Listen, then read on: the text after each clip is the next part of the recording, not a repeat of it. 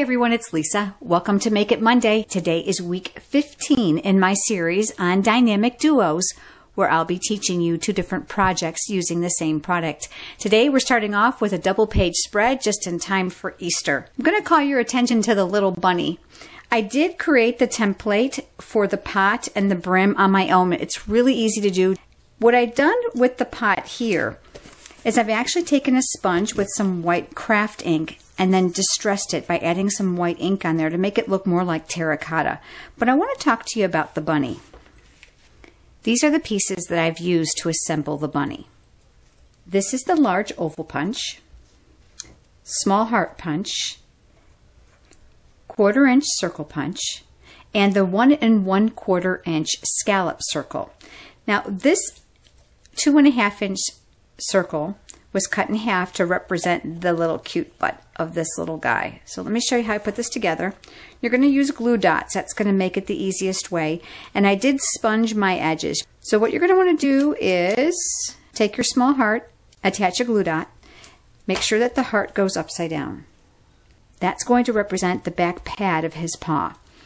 And then with each one of these, I attach them to a glue dot. I found the easiest way was my paper piercing tool because I could get right up underneath it and lift it off and then position these where I wanted them. So one's going to go near the bottom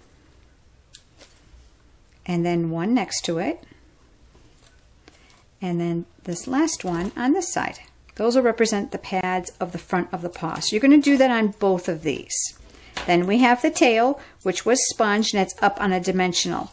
And just to give you a visual on how this was attached, I made sure that his little hind legs stuck up a little bit behind his butt so that when I put this on, it gave you that 3-dimension look. So you'll see him here. I did sponge him in the smoky slate. I also added this cute grass technique. So let me show you how I've done that.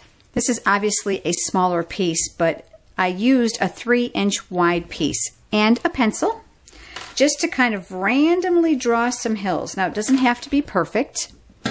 I used my scissors to cut those apart.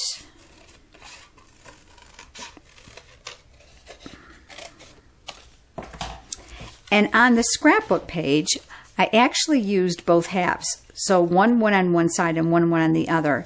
Using your fringe scissors, you're going to want to make sure that you cut more down the center than you are with the tips. When you cut with the tip, I'll show you what happens. It actually stresses the paper down here and it almost rips it. I don't know if you can see that or not. But then if you cut a little bit deeper, you're going to have more of a fringe and a little bit of a textured curl to the paper, which just really makes it look realistic. I love these scissors. They are a great buy at $9.95. So that's how I've created the grass. This is the extra large oval punched and the watercolor Wonder Designer paper, and I've just tucked them back here.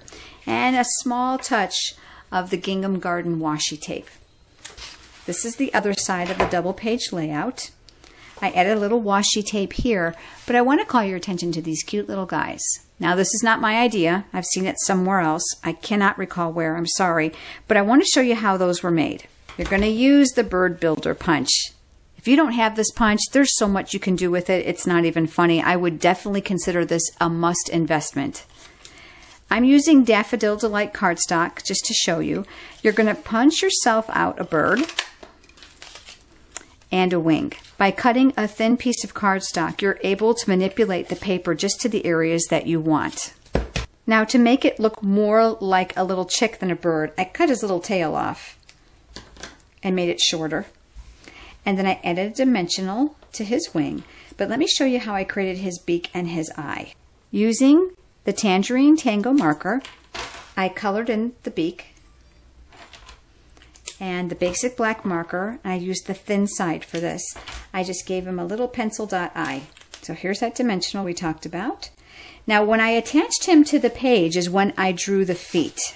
Added adhesive and put him here and then just drew his little feet in again with the thin side of the marker so that I was able to have some control on how they looked. But let me show you the dynamic duo.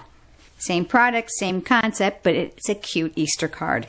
The only addition here is the little sign that I created with the words that were from Teeny Tiny Wishes to create like a little banner next to the pot. Otherwise, it's the exact same concept, and I assembled it the exact same way.